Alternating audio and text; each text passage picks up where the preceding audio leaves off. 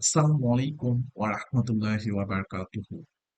সুপ্রিয় শিক্ষার্থী বন্ধুরা, আশা করি তোমরা সকলেই অনেক ভালো আছো। আমিও আল্লাহ তাআলার অশেষ রহমতে অনেক ভালো আছি। তো আজকে আমি ২০২৪ শিক্ষাবর্ষের ক্লাস 6 এর যে ষান্মাসিক মূল্যায়ন পরীক্ষা হচ্ছে, অলরেডি ২ টি পরীক্ষা বাংলা এবং ইংলিশ এই ২ টি বিষয়ের পরীক্ষা তোমাদের সম্পূর্ণ হয়ে গিয়েছে। তো এই ২ বিষয়ের পরে ম্যাথ পরীক্ষা তোমাদের ১০ তারিখে অনুষ্ঠিত হবে। তো ১০ তারিখে দ্যাট মিনস আগামীকাল। তো এই ১০ তারিখে যে পরীক্ষাটি অনুষ্ঠিত হবে তার শেষ মুহূর্তের যে সাজেশনটা বা চূড়ান্ত সাজেশন, এই চূড়ান্ত সাজেশনটা আজকে আমি তোমাদেরকে সমাধান করে দেখাবো। তো আশা করি এটি যদি তোমরা সম্পূর্ণ করো তাহলে তোমাদের নিশ্চিত ১০০% এর মতো তোমরা এখান থেকে কমন পাবা।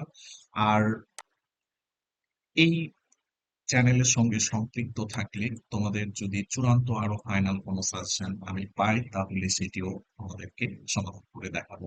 তো এটি আমি যে সমাধানটি পেয়েছি, যেটি আমি এখানে দেখাচ্ছি তোমাদেরকে, এই চূড়ান্ত সাজেশনটার সমাধান যদি তোমাদেরকে করে দেখাই, এখানে ২টা ভার্সানই আছে, বাংলা ভার্সন, ইংলিশ ভার্সন। তো বাংলা ভার্সন, ইংলিশ ভার্সন দুটাই রেখেছি যাতে বাংলা ভার্সনের স্টুডেন্ট এবং ইংলিশ ভার্সনের স্টুডেন্ট দুজনেরই উপকার হয়। তো এখানে প্রথমে ১ নম্বর যে সমস্যাটি আছে সেই সমস্যাটি হচ্ছে ৪/৩ এর ৩টি সমতুল ভগ্নাংশ লিখতে হবে। তো যেকোনো ভগ্নাংশের সমতুল ভগ্নাংশ যখন আমরা লিখি তখন ভগ্নাংশের লব ও হরকে একই সংখ্যা দ্বারা গুণ করতে হয়। তাহলে আমরা সেম ওই কাজটাই যদি করি, এখানে আমি লিখলাম ৩/৪। এর কয়টি সমতুল ভগ্নাংশ? ৩টি। তাহলে প্রথমে লিখব ৩ × ৬ আর ৪ × ৮।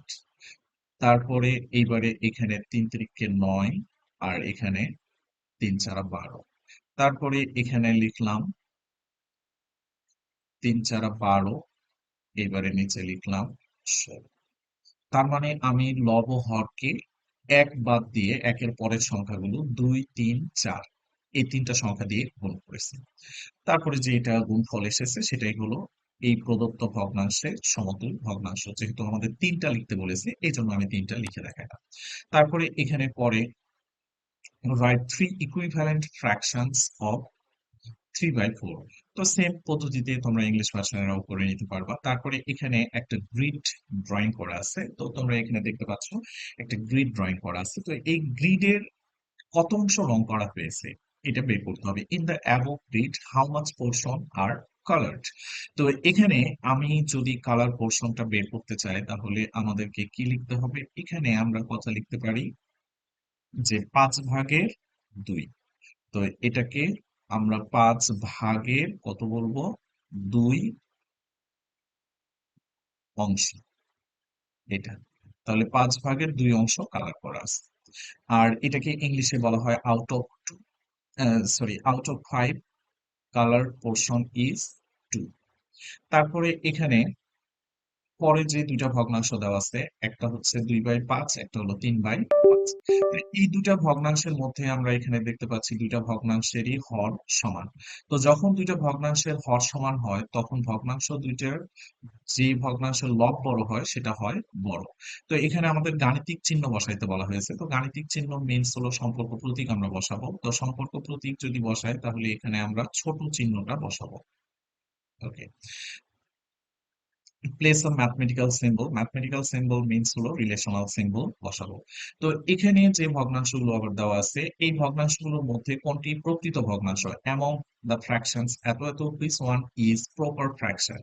তাহলে এই ৩টা ফ্র্যাকশনের মধ্যে কোনটা হবে? এখানে এই ৪টা ভগ্নাংশের মধ্যে কোনটা আমাদের প্রকৃত ভগ্নাংশ? তো আমরা জানি যেটা প্রকৃত ভগ্নাংশের লব ছোট হয়, হর বড় হয়।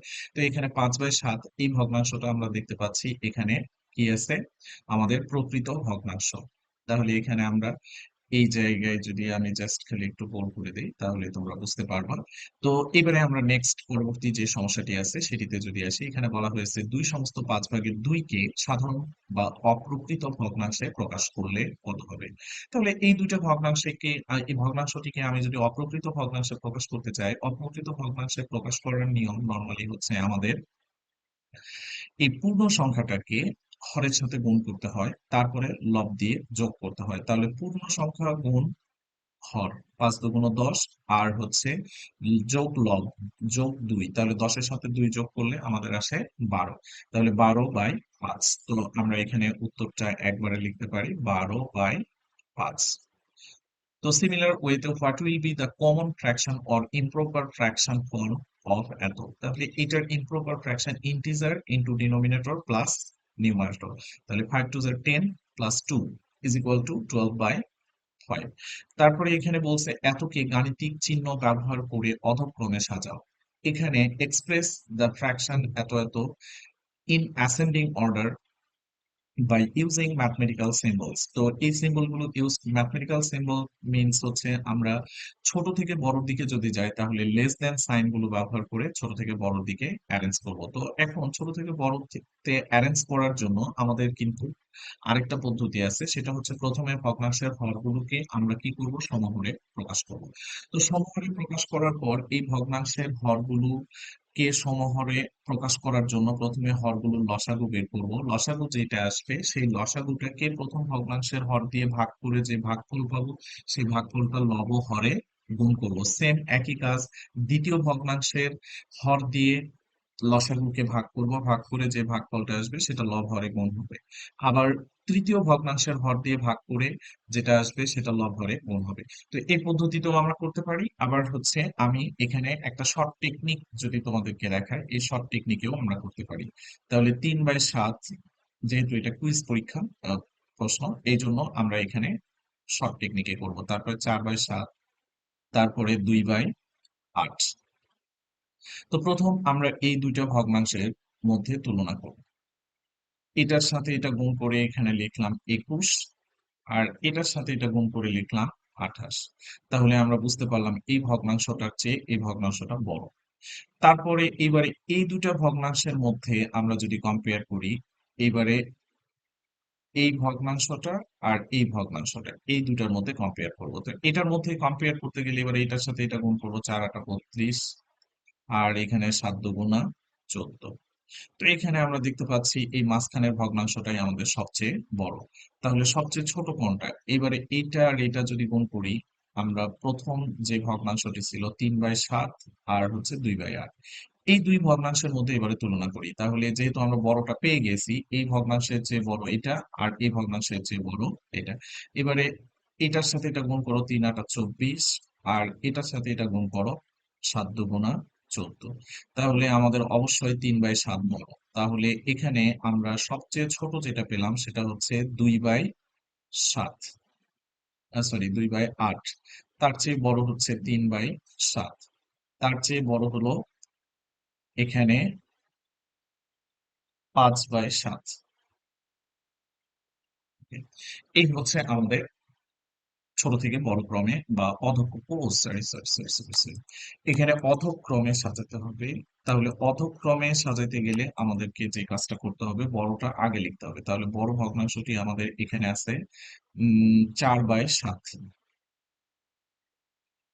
তাহলে 4/7, আর এর চেয়ে বড় ছোট হলো, তাহলে এবারে আমাদের প্রতীক চিহ্নটা এখানে 4/7,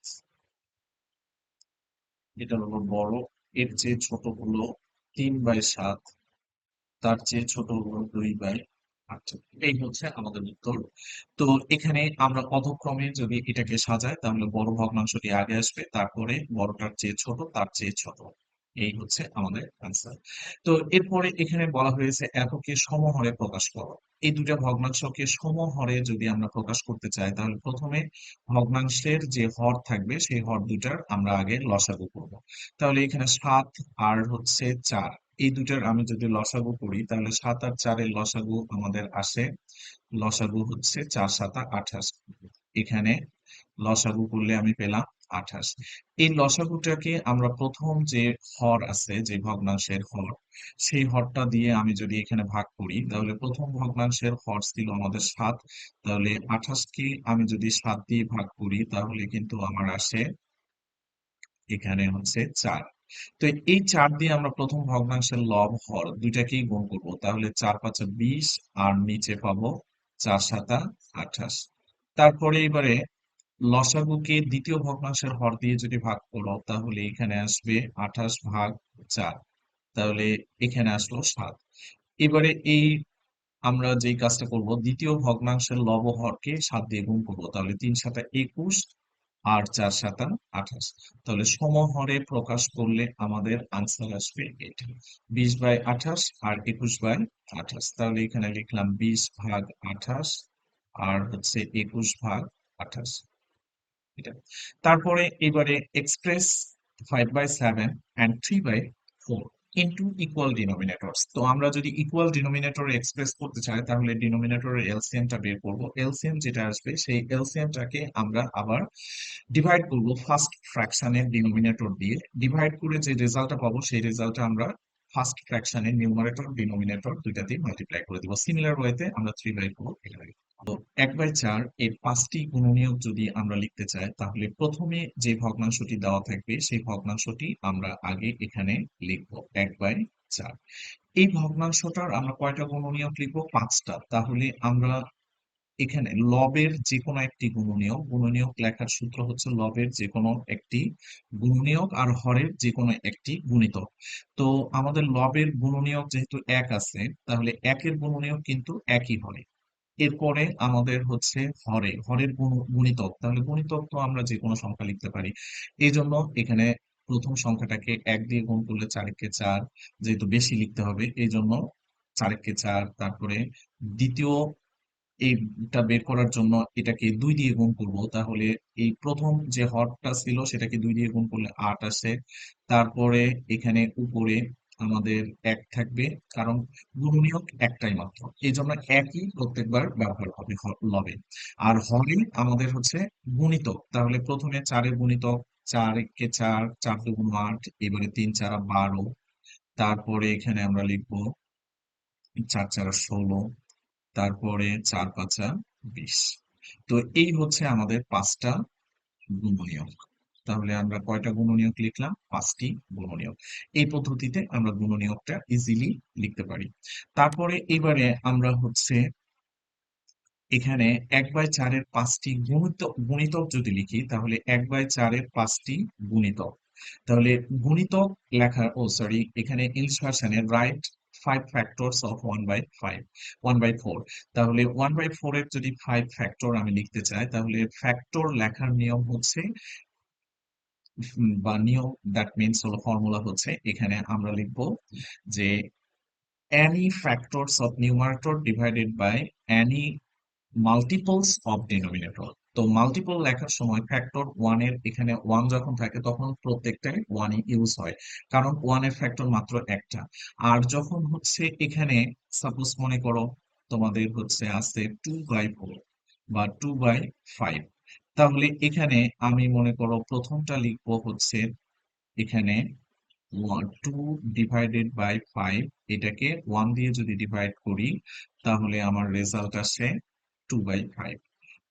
তারপরে পরেরটা এখানে লেখার সময় আমি যেটা লিখবো সেটা 2/5, এটাকে 2 দিয়ে ডিভাইড করব, তাহলে এখানে 2 2 কেটে যাবে, তখন হয়ে যাবে 1/5। এইভাবে আমরা 2 দিয়ে ডিভাইড করব, 3 দিয়ে ডিভাইড করব, 4 দিয়ে ডিভাইড করব, যে ফ্র্যাকশনটা থাকবে সেটাকে 1 2 3 4 এভাবে ডিভাইড করতেই থাকবো, তাহলে আমাদের গুণনীয়কটা তাড়াতাড়ি বের হয়ে আসবে বা ফ্যাক্টরটা তাড়াতাড়ি বের হয়ে আসবে। আর যখন আমরা মাল্টিপল লিখবো, মাল্টিপল লেখার সময় আবার হচ্ছে সেম একই জিনিসটাকেই আমরা জাস্ট খালি গুণ করব। তাহলে গুণ করলে যেমন আমি এখানে 2/5 এটারই যদি গুণিতক লিখতে চাই তাহলে প্রথমটাকে 1 দিয়ে গুণ করব, তারপরে দ্বিতীয়টাকে 2 দিয়ে গুণ করব 2/5, এটাকে 2 দিয়ে গুণ করব, তারপরে 3 দিয়ে গুণ করব, 4 দিয়ে গুণ করব, এভাবে। তাহলে এটা আমাদের আসলো প্রথমে 1, তারপরে আমাদের পরেরটা আসবে 1/4, তাহলে 1/4 এর পরে এবারে 2 দিয়ে গুণ করলে এখানে আসবে 1/2, তারপরে 3 দিয়ে যদি গুণ করি উপরে আসবে 3, নিচে আসবে 4, তারপরে 4 দিয়ে যদি গুণ করি তাহলে আসবে 1, তারপরে 5 দিয়ে যদি গুণ করি তাহলে আসবে 5/4। এই হচ্ছে আমাদের 5টা গুণ গুণিতক বা মাল্টিপলস। তো আমরা 5টা মাল্টিপল যদি লিখতে চাই তাহলে মাল্টিপল লেখার ফর্মুলা হচ্ছে সেম একইভাবে, যে any multiple of denominator divided by any factor of sorry, any fact multiple of numerator আর any factor of denominator। আর সহজ পদ্ধতিতে লিখতে গেলে কিভাবে লিখবো? যখন মাল্টিপল লিখবো তখন হচ্ছে মাল্টিপ্লাই করব। যে ফ্র্যাকশনটা দেওয়া থাকবে সেটাকে 1 দিয়ে, 2 দিয়ে, 3 দিয়ে, 4 দিয়ে, 5 দিয়ে, 5টা বললে 5 পর্যন্ত যাব। আর যদি 6টা বলে তাহলে 6 দিয়ে মাল্টিপ্লাই করব। আর যদি মাল্টিপল না লিখে ফ্যাক্টর বলে বা গুণনীয়ক বলে তাহলে এটাই জাস্ট হলো 1 দিয়ে ভাগ করব, 2 দিয়ে ভাগ করব, 3 দিয়ে ভাগ করব। যে ভগ্নাংশটা দেওয়া থাকবে ওটাকে 1 দিয়ে, 2 দিয়ে, 3 দিয়ে, যত বলবে তত দিয়ে ভাগ করব। ওকে? তো so my dear friends and students, what I am trying to say I think you can understand. একটি মিশ্র ভগ্নাংশ লিখো। Write a mixed fraction.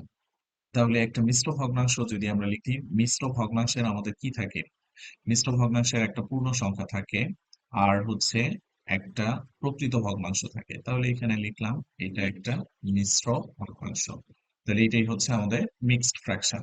তো এই হলো আমাদের মোটামুটি এই কুইজগুলোর উত্তর। তো আমি এবারে যদি পরবর্তী যে সমস্যাটি আছে, রাইট বর্ণনামূলক প্রশ্ন, দ্যাট মিন্স তোমার বিদ্যালয়টি পরিদর্শন করবে। বিদ্যালয়ের একটি কক্ষ খুবই খারাপ, সেটা মেরামত করার খুবই প্রয়োজন। Descriptive question, visit your school, one room in the school is very bad, this room needs to repair। এই রুমটাকে তোমাকে রিপেয়ার করতে হবে। তো এখন এটাকে আমরা হচ্ছে ডেসক্রিপটিভ প্রশ্নটাকে আমরা হলো প্রথম জোড়ায় কাজে যদি এটাকে করি পেয়ার ওয়ার্ক। তো এই জোড়ায় কাজ হচ্ছে আমাদের কি কি কোশ্চেন গুলো থাকবে, এটা হচ্ছে আমাদের একটা স্টেম টাইপ। এটার উপর ডিপেন্ড করে আমাদের কি থাকবে, আমাদের কোশ্চেন। তো প্রথম যে কোশ্চেনটা আছে সেটা আমরা যদি একটু দেখি। প্রথম কোশ্চেনটা হচ্ছে আমাদের, তুমি ঘরটির দৈর্ঘ্য ও প্রস্থ নির্বাচন করে ক্ষেত্রফল নির্ণয় করো।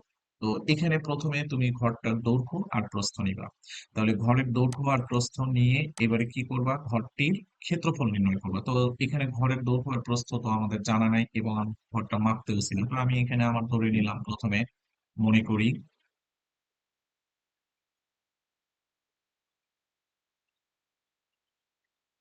দৈর্ঘ্য, যেহেতু দৈর্ঘ্য আর প্রস্থ, তাহলে দৈর্ঘ্য সমান সমান আমি ধরে নিলাম 18 মিটার বা সেন্টিমিটার। ওকে, মিটারই নেই, 18 মিটার। আচ্ছা, তারপরে এখানে প্রস্থ, প্রস্থ সমান সমান ধরলাম 12 মিটার। তাহলে দৈর্ঘ্য আর প্রস্থের মান যেহেতু ছোট বড় আছে তাহলে এটা আমাদের কি শেপ, এটি একটি আয়তাকার শেপ। তো প্রথমে আমরা এখানে আয়তাকার একটা ক্ষেত্র পেলাম। এই আয়তাকার ক্ষেত্রের এবারে আমরা যদি ক্ষেত্রফল নির্ণয় করতে চাই তাহলে ক্ষেত্রফল নির্ণয় করার সূত্র কি? আমরা জানি আয়তক্ষেত্রের ক্ষেত্রফল নির্ণয়ের সূত্র হচ্ছে দৈর্ঘ্য গুণ প্রস্থ। তাহলে আমরা জানি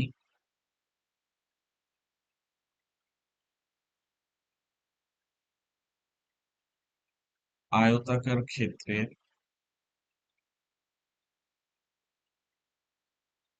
ক্ষেত্রফল সমান দৈর্ঘ্য গুণ প্রস্থ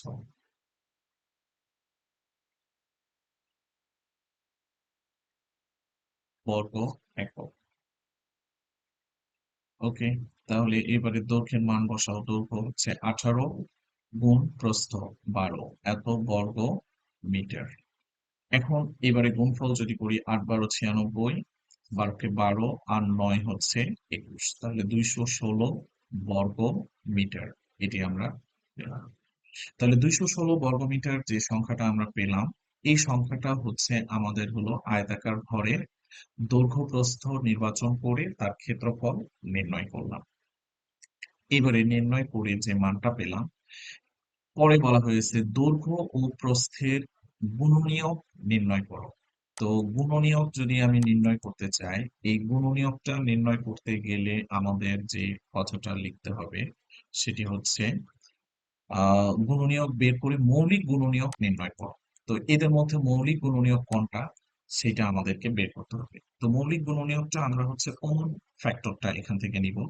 তো এখানে sorry English version find the area of the room by measuring the length and breadth. তো তোমার যে রুমটা থাকবে সেই রুমটার লেন্থ আর ব্রেথ এটা তোমাকে অ্যাকুরেটলি মেজার করতে হবে, করে তারপরে দেন আফটার তুমি এটার এরিয়া বের করবা। তো আমাদের যেহেতু এখানে কোনো রুম নাই, আমরা নেই নাই, তো সেটা আমি জাস্ট হলো এখানে লেট আমরা কি লিখবো, length of the room is 18 centimetre, আর হচ্ছে ব্রেথ বা width of the room is 12 metre. এবারে আমরা এখানে লিখতে পারি we know area of rectangle since their value is one is smaller and another is larger, so the area of the rectangle, so it will be the shape of the room is a rectangular shape, that is why area of the room is equal to length into breadth square unit. তারপরে এখানে মান বসাবা, ভ্যালুটা বসানোর পরে এখানে area আসবে 216 square metre. তারপরে এবারে আমরা এখানে পরবর্তী যে সমস্যাটি আছে, দৈর্ঘ্য ও প্রস্থের গুণনীয়ক বের করো।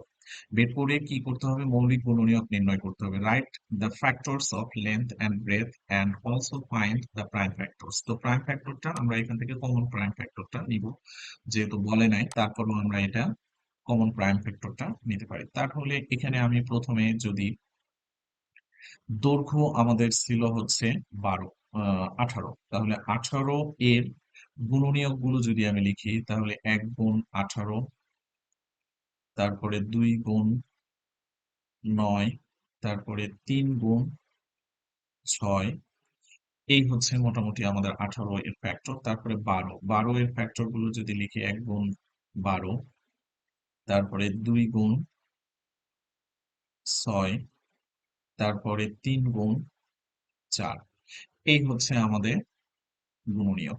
তো এই গুণনীয়কগুলোর মধ্য থেকে আমরা এইবারে যে কাজটা করব সেটা হচ্ছে এদের গুণনীয়কগুলো এখানে সিরিয়াল করে যদি লিখি, তাহলে সিরিয়াল করে লিখলে 18 সমান এখানে লিখতে পারি 1, 2, 3, 6, 9, 18। তারপরে 12 এর গুণনীয়কগুলো যদি আমরা লিখি 1, 2, 3, 4, 6, তারপরে 12। তো এদের মধ্যে আমাদের মৌলিক সংখ্যা হচ্ছে এটা, এটা। তাহলে মৌলিক সংখ্যা আমরা কয়টা পেলাম, এদের মধ্যে মৌলিক গুণনীয়ক এবারে 12 ও 18 এর মৌলিক গুণনীয়ক, মৌলিক গুণনীয়ক হলো 2,3। এটা হচ্ছে আমাদের মৌলিক সাধারণ গুণনীয়ক। তাহলে 12 আর 18 এর মধ্যে আমাদের মৌলিক গুণনীয়ক হচ্ছে 2 আর 3। তারপরে এবারে পরে যে সমস্যাটি বলা হয়েছে সেটা হচ্ছে এখানে ইংলিশ ভার্সানে যদি আমি বলি write the factors of length and breadth. তো প্রথমে আমরা 18 এর ফ্যাক্টর গুলো বের করবো, ফ্যাক্টর গুলো বের করে এটা লিখবো, তারপরে 12 এর ফ্যাক্টর গুলো লিখবো, লিখে এই ফ্যাক্টর গুলো এখানে সিরিয়াল করবো, তারপরে এদের মধ্যে কমন যে ফ্যাক্টরটা থাকবে সেই কমন ফ্যাক্টরটাকে আমরা এখানে লিখবো। তাহলে এখানে common, not only common but also এদের হচ্ছে যে ফ্যাক্টর গুলো থাকবে প্রাইম নাম্বার, সেই প্রাইম নাম্বার গুলোই কিন্তু আমরা এখানে নিব। তো এখানে তোমার হচ্ছে আমাদের যেটা আছে 2 আর হচ্ছে 3, এই দুইটা হচ্ছে আমাদের প্রাইম ফ্যাক্টর। আদারওয়াইজ এখানে আর কোনো প্রাইম ফ্যাক্টর নেই। তো তাহলে আমরা লিখতে পারি 12 ও 18 এর মৌলিক গুণনীয়ক হলো 2 ও 3। এটাই হচ্ছে আমাদের answer. That means the prime factors of 12 and 18 are 2 and 3। এবারে দেওয়ালের ক্ষেত্রফল মৌলিক উৎপাদকের গাছের মাধ্যমে প্রকাশ করো। প্রচুরক নির্ণয় করো। প্রচুরক মিনস হলো মোট। তো এই মোট আইডেন্টিফাই আমাদের করতে হবে। Express the area of the wall into the trees of prime factor and also find the মোট। এখান থেকে আবার আমাদের মোড আইডেন্টিফাই করতে হবে। তো মোড আইডেন্টিফাই যদি আমি করতে চাই তাহলে এখানে আমরা প্রথমে প্রাইম ফ্যাক্টরে এক্সপ্রেস করব। তাহলে কি প্রাইম ফ্যাক্টর এক্সপ্রেস করব, ট্রিস অফ প্রাইম ফ্যাক্টর। তো trees of prime factor express করতে গেলে 216 এই সংখ্যাটা আছে আমাদের। তো 216 কে আমরা হচ্ছে যদি ভেঙে লিখি তাহলে প্রথমে 2 দিয়ে আমরা এখানে ভাগ করব, তাহলে এখানে আসবে আমাদের 108। আবার যদি 2 দিয়ে ভাগ করি তাহলে এখানে আসবে আমাদের এইবারে 54। তারপরে আবার 2 দিয়ে যদি ভাগ করি এখানে আসবে আমাদের 27। এরপরে 3 দিয়ে যদি ভাগ করি তাহলে 3 9 27। তারপরে আবার 3 দিয়ে যদি ভাগ করি 3 তিরিকে 9। তাহলে আমরা প্রথমে এখানে যে কাজটা করব সেটা হচ্ছে 216 এই সংখ্যাটা লিখব। ওকে, 216 সংখ্যাটা লিখলাম। লেখার পর এটাকে আমরা এবারে দুইটা সংখ্যায় ভেঙে লিখব। তো নাম্বার ওয়ান যে সংখ্যাটা লিখলাম সেটা হচ্ছে আমাদের এই জায়গায় এভাবে দেব। ওকে, তাহলে এই সংখ্যাটাকে আমি প্রথম সংখ্যাটাকে লিখলাম এখানে 8, আর দ্বিতীয় সংখ্যাটাকে আমি এখানে লিখলাম 27। তো 27 আর হচ্ছে আমরা যদি 8 গুণ করি তাহলে 7 8 56, 8 দুগুণ 16 আর 5 21, এই হলো 216। তো এই সংখ্যাটাকে আমি প্রথমে এই দুটো সংখ্যায় ভেঙে নিলাম। তো তোমাদের যদি এরকম না হয় তাহলে এই যে আমি এখান থেকে যেটা করেছি এই প্রসেসে বের করে তোমরা সংখ্যা দুইটাকে ভেঙে নিতে পারো ইজিলি। তারপরে এবারে আমরা 27 কে যদি ভেঙে লিখি তাহলে 27 কে আমরা ভাঙলে যেটা লিখতে পারবো সেটা হচ্ছে দুইটা সংখ্যা। নাম্বার ওয়ান, একটা হচ্ছে আমরা এই জায়গায় লিখবো, একটা হচ্ছে এই জায়গায়। তো এই জায়গার সংখ্যাটাকে আমরা লিখবো 3, 3 নং 27। আর এই জায়গার সংখ্যাটাকে লিখবো 9, কারণ আমরা পরবর্তীতে ভাঙলে এইদিকে ভাঙবো। তারপরে এইবারে আবার হচ্ছে এটাকে যদি আমি ভেঙে লিখি তাহলে এটাকে কিন্তু আমরা হচ্ছে আবার দুইটা সংখ্যায় ভাঙতে পারি, একটা হচ্ছে 2 আর আরেকটা হচ্ছে 4। তো যেহেতু 4 কে ভাঙা যায় এই জন্য 4টাকে বাম সাইডে আর এই দুইটাকে ভিতরের সাইডে রাখলাম, কারণ ভিতরের সাইডে ভাঙলে আবার এর ভিতরে ঢুকে যাবে, এই জন্য এটা বাদ দিলাম। তারপরে এবারে এটাকে যদি আমরা ভেঙে লিখি, এবারে এটাকে ভেঙে আমরা কি লিখতে পারবো 2, আর এটাকে ভেঙে লিখতে পারবো 2, 2 দুগুণা 4, আর এই 9 কে ভেঙে আমরা কি লিখতে পারবো 3 গুণ 3। এই হচ্ছে আমাদের ট্রিস অফ প্রাইম ফ্যাক্টর। তো এদের মধ্যে আমাদের এবারে কি বলা হয়েছে, অলসো ফাইন্ড দা মোড। এখান থেকে আমরা কি বের করবো, মোড বা প্রচুরক নির্ণয় করো। তাহলে প্রচুরক এখান থেকে আমরা যদি নির্ণয় করতে চাই তাহলে প্রচুরক আমাদের আসে এখানে। দেখো কোন মৌলিক উৎপাদকটা এখানে সবচেয়ে বেশি আছে। তাহলে এখানে আমাদের 2 আছে 3 বার, 3 আছে 3 বার। তাহলে 2 আর 3 এই দুইটা সংখ্যায় সমান সমান বার আছে। তাহলে সমান সমান বার যদি থাকে তাহলে 2 ও 3 দুটাই হচ্ছে আমাদের প্রচুরক শ্রেণী। তাহলে এখানে 216 এর প্রচুরক আমাদের কত আসলো, 216 এর প্রচুরক, প্রচুরক শ্রেণী হচ্ছে 2 ও 3। তাহলে এখানে যদি ম্যাক্সিমাম রিপিট নাম্বারটাই হচ্ছে কি হয়, মোড হয়। That means the maximum repeated number is known as mode. আর তোমার হচ্ছে সর্বোচ্চ যে সংখ্যাটার পুনরাবৃত্তি ঘটে সেই পুনরাবৃত্তি ঘটা সংখ্যাটাকেই আমরা কি বলি, মোড বা প্রচুরক। তো এখানে আমরা মৌলিক উৎপাদকগুলোর মধ্যে থেকে দেখতে পাচ্ছি আমাদের হচ্ছে 2 আছে 3 বার, আবার হচ্ছে 3 আছে 3 বার। তো তাহলে আমাদের এই মৌলিক উৎপাদকগুলোর মধ্যে 3 আমাদের সর্বোচ্চ বেশিবার আছে। তাহলে 3 যদি আমাদের সর্বোচ্চ বেশিবার থাকে তাহলে এই 3 সংখ্যাটাও আমাদের প্রচুরক, আবার এখানে 2 ও কি আমাদের বেশিবার আছে। তাহলে দুইটারই নাম্বার কি সমান, দুইটা, এটাও 3 বার এটাও 3 বার, এই জন্য দুইটাই এখানে প্রচুরক। দ্যাট মিনস তোমার হচ্ছে 2 ও 3। আর যদি এমন হতো 2 আছে 2 বার আর 3 আছে 4 বার, তাহলে আমাদের হলো 3 শুধু হতো প্রচুরক, এরকম।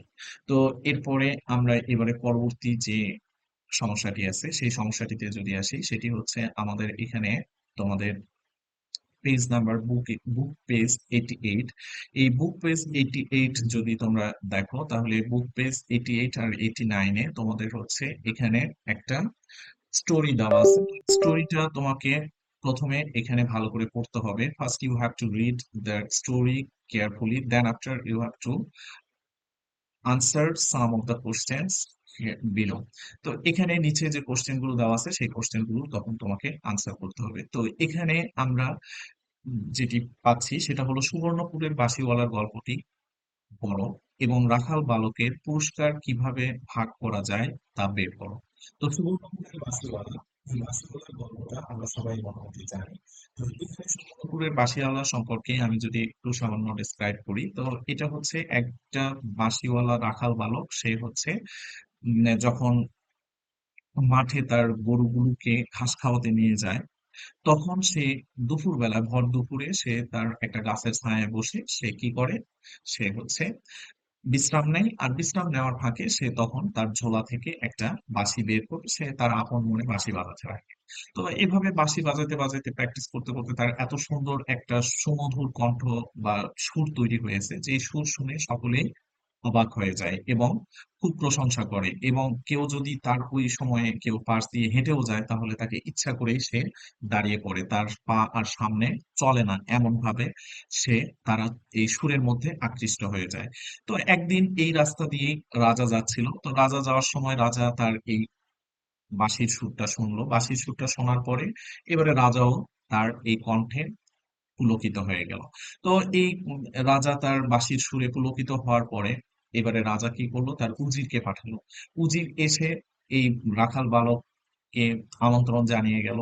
তো রাখাল বালক উজিরকে দেখে প্রথমে ভয় পেল, কিন্তু পরবর্তীতে সে যখন বুঝলো যে রাজা তাকে কোনো শাস্তির জন্য ডাকে নাই, সে তখন আশ্বস্ত হয়ে তখন সে এবারে বুঝতে পারলো যে রাজা তাকে নিমন্ত্রণ জানিয়েছে বাঁশি শোনার জন্য। তো তখন এবারে বসির কি করলো, বসির মনে মনে চিন্তা করলো যে তাহলে আমার তো কোনো সুন্দর কাপড় নেই, কোনো যানবাহন নেই, কোনো জুতা নেই, তো আমি কিভাবে রাজদরবারে যাব? রাজদরবারে তো আর আমি এভাবে যেতে পারি না, যেভাবে আমি থাকি সচরাচর সেভাবে তো আর আমরা যেতে পারি না। তো দ্যাট ইজ ওয়াই সে এবারে চিন্তা করলো তাহলে কি করা যায়। তখন সে এই পদ্ধতিটা, এই কথাটা, নিমন্ত্রণের কথাটা সে তার গ্রামের লোকজনের সঙ্গে শেয়ার করলো এবং তার প্রতিবেশীদের সঙ্গে শেয়ার করলো। তো তখন এই প্রতিবেশীদের মধ্য থেকে একজন বুড়ি মহিলা, দ্যাট মিনস তোমার হচ্ছে একজন বুড়ি, তো সে এগিয়ে আসলো। সে বললো যে আমি তোমাকে একটা সুন্দর জামা তৈরি করে দিব।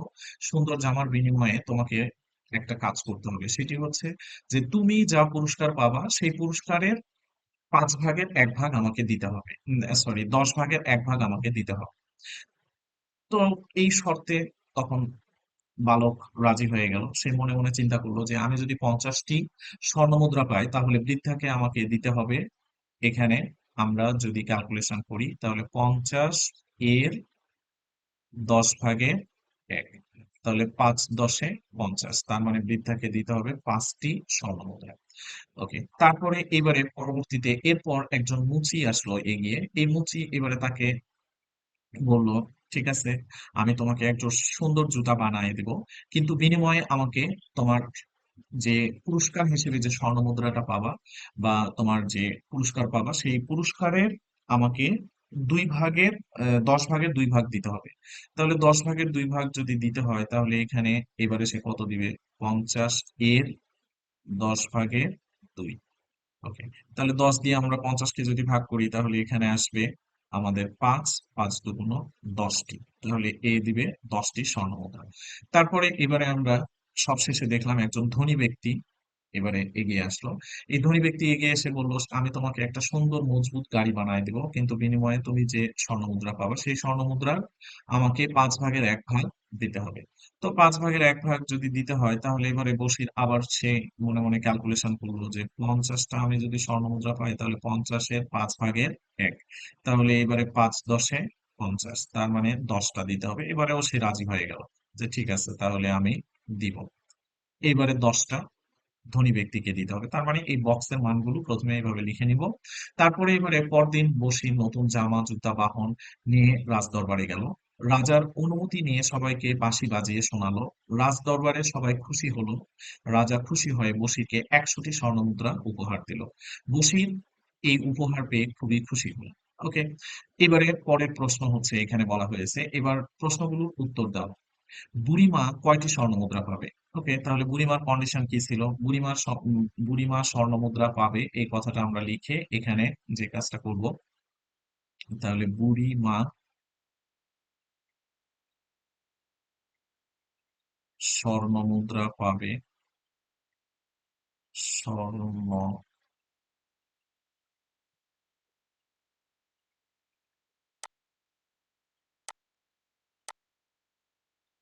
স্বর্ণ মুদ্রা পাবে। এখানে বুড়িমার কন্ডিশন ছিল যে সে যতগুলো স্বর্ণ মুদ্রা পাবে তার 10 ভাগের 1 ভাগ সে নেবে। ওকে, তাহলে 10 ভাগের 1 ভাগ যদি নেয় তাহলে 10 10-এ 100, তাহলে এখানে আসলো 10। তাহলে 10টি স্বর্ণ মুদ্রা কে পাবে? বুড়িমা। তারপরে এবারে খ, মুচি কয়টি স্বর্ণ মুদ্রা পাবে? এবারে মুচি স্বর্ণ মুদ্রা পাবে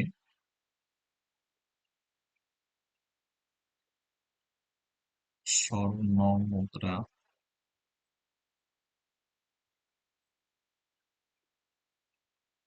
পাবে।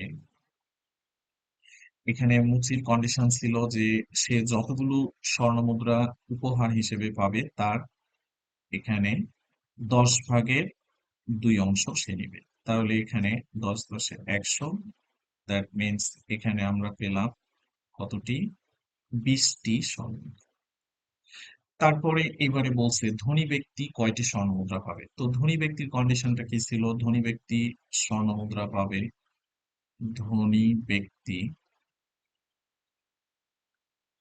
স্বর্ণ মুদ্রা পাবে, তার কন্ডিশন ছিল 5 ভাগের 1। যতগুলো স্বর্ণ মুদ্রা সে উপহার হিসেবে পাবে তার 5 ভাগের 1 ভাগ ধনী ব্যক্তিকে দিতে হবে, এতটি। ওকে, এবারে এর করলে এখানে আসে 5 20-এ 100। তাহলে এই হলো 20টি। ওকে, তাহলে এর পরবর্তীতে যেটি দেওয়া আছে সেটি হচ্ছে বশিরের কাছে অবশিষ্ট কয়টি স্বর্ণ মুদ্রা থাকবে। তো বশিরের কাছে কয়টি অবশিষ্ট স্বর্ণ মুদ্রা থাকবে এটা আমরা যদি বের করতে চাই তাহলে বশির যে স্বর্ণ মুদ্রাগুলো পেয়েছিল সেই স্বর্ণ মুদ্রাগুলোর মধ্যে টোটাল হলো তার 100টি। আর দিয়েছে সে হচ্ছে মোট হলো কতটি? বুড়িকে দিয়েছে 10টি, তারপরে মুচিকে দিয়েছে 20টি, আর হচ্ছে ধনী ব্যক্তিকে দিয়েছে 20টি। তাহলে মোট স্বর্ণ মুদ্রা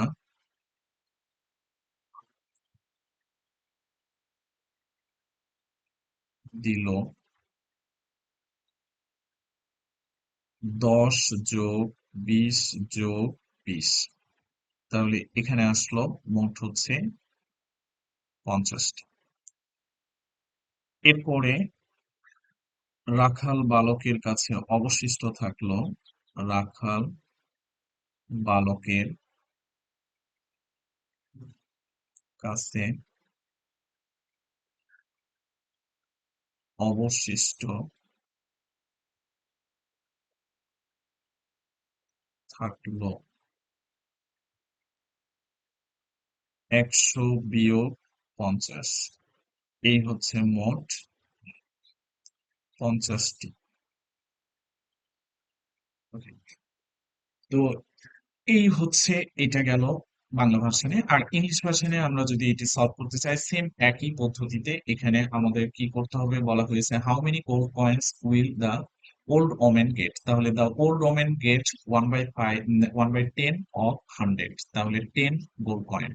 তারপরে এখানে how many gold coins will the cobbler get? তাহলে কবলার কয়টা পেয়েছে? কবলার এখানে 2/10 অফ 100, দ্যাট মিনস 20। তারপরে how many gold coins will the blacksmith get? তাহলে ব্ল্যাকস্মিথ এখানে পেয়েছে 1/5 অফ 100, তাহলে দ্যাট মিনস 20টা। How many gold coins will remain with Bashir finally? তাহলে বাশিরের ফাইনালি কয়টা অবশিষ্ট থাকলো বা রিমেইনিং থাকলো? তাহলে total he gave to cobbler, old women and blacksmith. তো এখানে তারা টোটাল পেয়েছে হচ্ছে 10 + 20 + 20 = 50। After giving them Bashir left 100 - 50 = 50। তো এই হচ্ছে আমাদের মোটামুটি আনসার। তো so my dear friends and students, আমি যতটুকু পড়িয়েছি এই পর্যন্ত আমি একটি পর্ব হিসেবে তোমাদেরকে দিচ্ছি। এর পরবর্তী আরেকটি পর্ব আমি করতেছি। তো এই পর্বটি অনেক বড় হয়ে গিয়েছে। তোমরা আজকে যেহেতু তোমাদের পরীক্ষা হচ্ছে না, কালকে পরীক্ষা। তো তোমরা অবশ্যই এই ম্যাথ গুলো যদি একটু দেখো তাহলেই কিন্তু তোমাদের কালকের প্রিপারেশনটা অনেক ভালো হবে। এবং তোমরা পরীক্ষায়, ম্যাথ এমন একটা জিনিস যে পরীক্ষার আগ মুহূর্তেও যদি আমরা করে যাই সেটাকে আমরা সলভ করে আসতে পারি, কিন্তু না জানা থাকলে করা যায় না। কিন্তু বাংলা, ইংলিশ যেটাই বলো, ফিজিক্স, কেমিস্ট্রি বা তোমাদের সায়েন্স পার্ট, বিসিএস পার্ট, এগুলো তোমরা যতই মুখস্থ করো, তোমরা স্বল্প সময়ের মধ্যে কোনো লাভ করতে পারবে না। কিন্তু ম্যাথ হচ্ছে তুমি যখনই এটা সমাধান করবা, তখনই তুমি এটা সম্পর্কে ভালো করতে পারবা। তো এর পরবর্তী ভিডিওতে তোমাদের সাথে আবার কথা হবে। এই পর্যন্ত এটা রাখতেছি।